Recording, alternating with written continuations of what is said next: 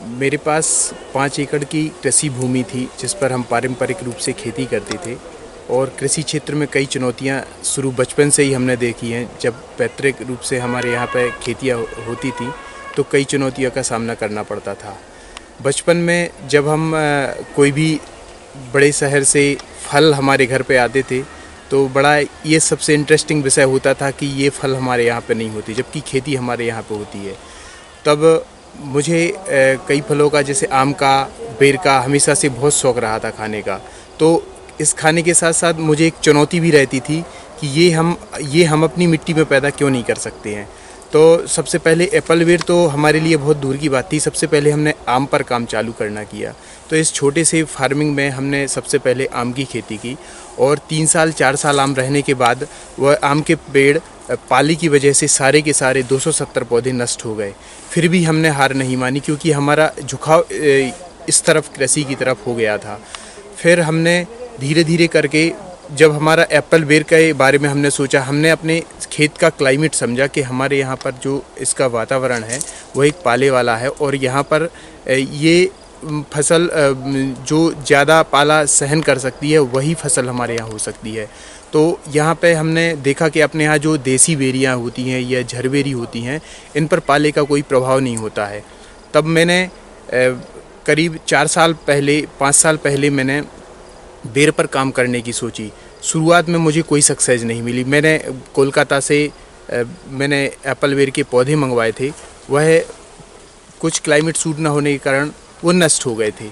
इसके बाद मैंने केवल एक पौधे पर काम करना चालू किया कि भाई इसको पहले एक ही पौधा खड़ा करना है। तो मैंने केवल एक पौधे को मदर प्लांट बनाया, उसको खड़ा किया और उसके अगले दूसरे साल जो यहाँ पर अपनी मेड़ों पर जो झरबेरी खरपतवार मानी जाती है किसानों के लिए, ये साल में 2 बार काट के उसको अलग ही करता है। तो मैंने करते करते ऐसे ही प्लानिंग हो गई कि भाई इसको क्या कर सकते हैं, कुछ नया कैसे कर सकते हैं। तब मैंने उसमें बडिंग करने की सोची क्योंकि पढ़ाई के दौरान हमें पादप जनन के बारे में कुछ जानकारी रहती थी। तो मैंने खुद यह सोचा कि भाई इसको हम कुछ नया कैसे कर सकते हैं। तब मैंने झरबेरी में बडिंग की शुरुआत की और सबसे अच्छी बात यह हुई कि मुझे 1-2 पौधों में सक्सेस मिल गई। तो जैसे ही सक्सेस मिली और उसकी जो फल की क्वालिटी आई थी वह जो मैंने प्लांट लगाए थे उनसे कहीं बेहतर थी। तो मेरा इंटरेस्ट और उसमें बहुत ज़्यादा बढ़ गया। आज 4 साल के बाद मेरे पास लगभग 85 पौधे एप्पल बेर के उपलब्ध हैं, जिनसे मैं लगभग 1 लाख रुपए की आय अब प्राप्त करता हूं। और इन फलों की क्वालिटी के लिए मैं कृषि विज्ञान केंद्र सागर में टेस्टेड भी करा चुका हूँ, उनका अवलोकन भी हो चुका है। और इसके साथ साथ जब मेरा ये झुकाव एप्पल बेर की तरफ गया तो फिर मैंने और फसलें बढ़ाने की सोची। तो हमारे पास जो 8 फीट 10 फीट की मेड़ लगभग हर किसान के पास होती है। तब इसमें से हमने सागौन, सीताफल और मुनगा ये भी प्लान किए और यहाँ पर हमने अभी वो भी लगा के रखे हैं। तो जो झरबेरी है, खास करके सागर जिले में बहुत ज़्यादा जो है झरबेरी और देसी बेर पाई जाती है।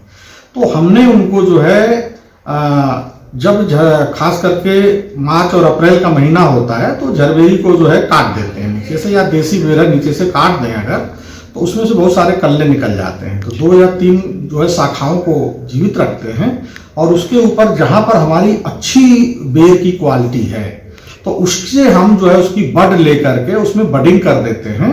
तो वो जो है उन्नत किस्म में बदल जाती है और थोड़ा सा रख रखाव के साथ जो काफ़ी जो है वो बदल जाता है और उससे पैसा मिलने लगता है। तो ये उन्होंने जो है एक अभियान के तौर पर हमने भी देखा कि अपने मेड़ के किनारे जितनी उनकी झरबेरी थी और उसने तो लगभग 100-150 पौधों में उन्होंने इस तरह का जो है एप्पल बेर का जो है बडिंग कर दिया है और काफ़ी अच्छा हो गया है।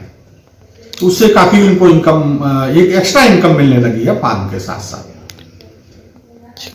मैं यहाँ भाई साहब अंकित जैन के यहाँ ये जो उन्होंने काम किया है यहाँ पे नवाचार का कार्य किया है, तो उस कार्य को सीखने के लिए मैं यहाँ आता रहता हूँ रोज़ और उनसे हमने बहुत कुछ सीख भी लिया है।